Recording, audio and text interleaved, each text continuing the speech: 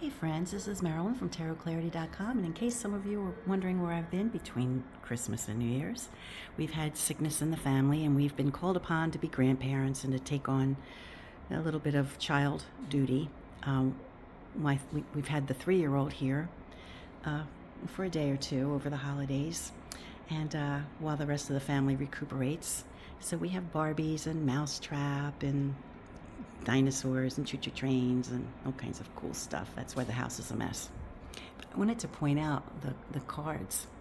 I mentioned previously that I couldn't find my Christmas list, for writing Christmas cards, and I still haven't found it. Let me flip the camera.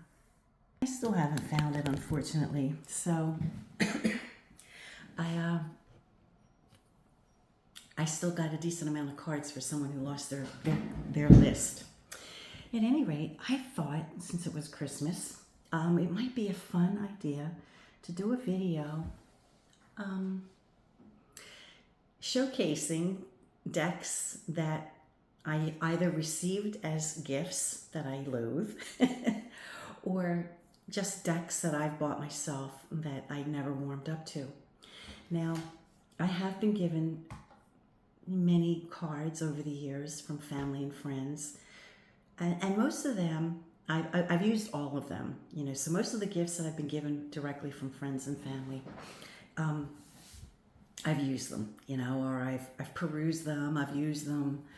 I might not use them all the time, because most of the time when people give us tarot decks, they won't usually give me a TDM or a historic Italian because they cost too much. So I'll usually get like something if somebody finds at a bookstore that's on sale and they'll buy it, and it's usually always Rider-Waite-Smith or something. And I'm not trying to diss anybody, I'm just saying that when you get tarot cards as gifts, it's touchy, right? I mean, it's like buying somebody a personal item, it's hit or miss. And unless you really know what the person likes, and unless you're really willing to spend the money on what they really like, you're gonna get like hit or miss kind of stuff. So I have 2 decks that I never use. I just never warmed up to them. I still have them in my collection, but I just have them in my collection to say that I have them in my collection, but I don't like them at all. One is a deck that was gifted to me, but not by a person. It was gifted to me by an organization whereby if you join their club, their tarot club, they'll send you a free tarot deck. So I figured, oh, that's awesome. I'll get a nice deck. Well, it was a real stinker, and it seems like they were giving away a deck that nobody liked. I mean, that's my take on it. The other one is a deck that I bought as a Kickstarter because I was initially attracted by the artwork and the whimsy of it. But once I started trying to use it as a practical deck, I lost my patience, and my tolerance for it went out the window. I'll start with the deck that was given to me by the tarot organization. The deck, well, let me flip the camera and we'll get started. Okay, the deck is Tarot of the Elves. And, it comes in an oversized box. It's a nice sturdy box, but it's overpackaged. I can't stand overpackaged decks. It bugs me. You have to probably be interested in elven culture. I'm sure there are many, many references that I just don't get, and I'm not interested enough to learn. The book is a nice book, and it comes with a little white book, and the cards are not in order, and I don't recall if it's because this is the order I received it in, or if I just, took it out and perused it and never put it back in the proper order. I don't know. But I know I've never used it. I know I have never used it. Now, in perusing the deck, I think, I'm not sure what these little figures are, but at the top, it'll indicate what you're looking at. So, for example, this must be a knight. right? Some kind of knight. I'm not sure what the suit is, but it looks like a disc. So perhaps it's some kind of disc. I think this is the symbol for a page or a valet, and it's a female. Again, I'm not sure what that is. And I'm sure all I'd have to do is reference the book to know what suit that was, but I don't know. I believe that, yeah, the pip cards are Arabic numbers. So if you see an Arabic number, that's a pip card. And so I know it's a 9 of something, maybe the 9 of whatever that coin is or that disc is. 8. Perhaps of batons. She looks like she's...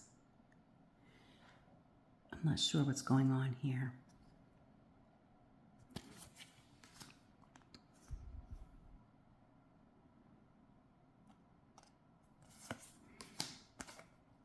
I guess my gripe is if I don't readily know what I'm looking at, then it's not effective for me to use the deck.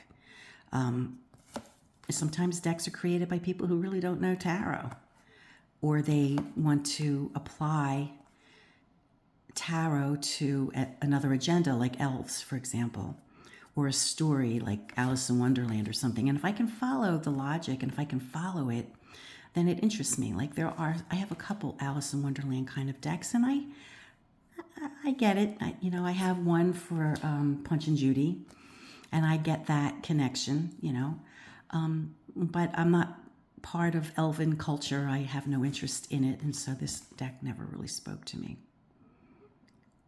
But you can see that it's part of Rider-Waite-Smith tradition because, for example, we see some similar activity, like, for example, in the 8 of batons.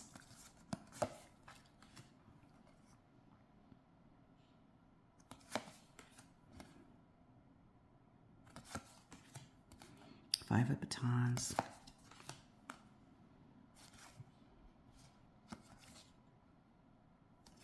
So I'd be interested to know if any of you have this deck, and if you think I'm shortchanging it or what. But, there are many, I've showcased many decks, probably a few hundred decks, but I have probably at least 100 or 2 more that you've never seen, because most of them, the ones that I don't show are ones that I don't like that much or I don't use that often. But I just thought it might be fun to just show a deck that I thought was a real stinker. And I still keep it as part of my collection. I rarely regift. I don't think I've ever regifted a tarot deck. I have given my grandchildren some of my tarot decks, and my daughter, but not ones that I don't like, just, ones that I've given to them because I want them to have them. But I don't know if I'd ever regift this to anyone. Oh, Fabio. I don't typically give people things that I don't like, unless I know that they really, really would like the deck. This particular deck, I think, was put out by Lo Scarabeo.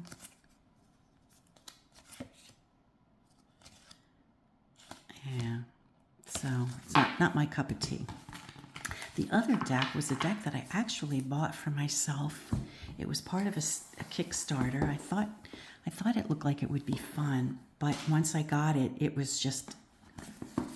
I lost interest rapidly. This one is called The Book of Shadows, The Lost Code of the Tarot.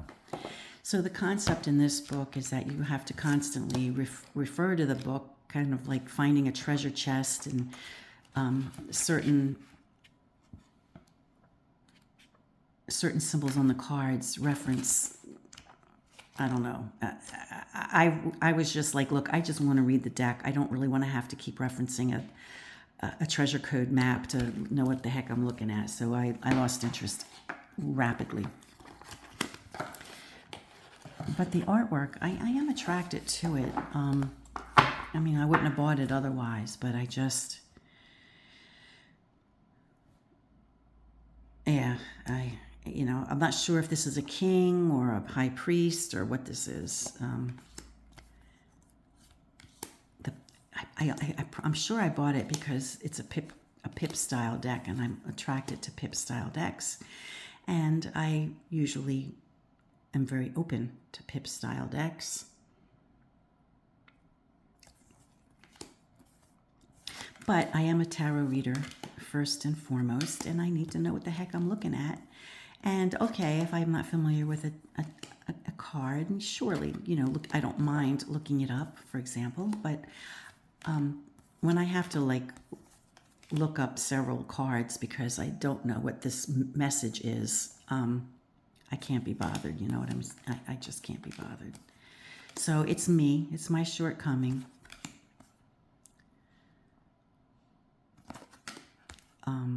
I mean, some cards are obvious. I mean, it's clear that this is the Fool card.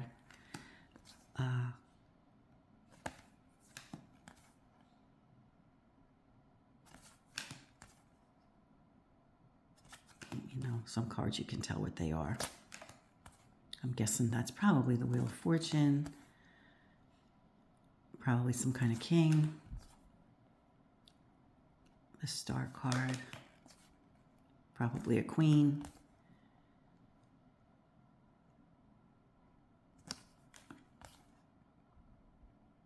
Perhaps the World.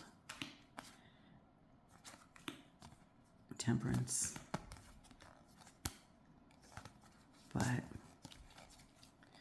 I don't know. Maybe if you guys come back to me and say, Marilyn, you really are like not giving it a chance. Maybe I'll make an effort. But I just thought I'd share my decks that I actually can't deal with. And these two are the two. These two win the stinker prize for me. Like I said, I like this art. I'm attracted to the art, but, you know, I want to be able, you know, I need to know what I'm looking at, right? I mean, obviously this is Judgment. This is probably some type of high priest, but I don't know. I have to look all that up. Okay, so obviously the Chariot and the Moon. You know, and the cards I think that I saw during the Kickstarter were probably really obvious, you know, like cards like, okay, Sun and Moon and things that we could readily recognize, but then the ones that you don't really grasp or, you know, don't know, obviously the Devil.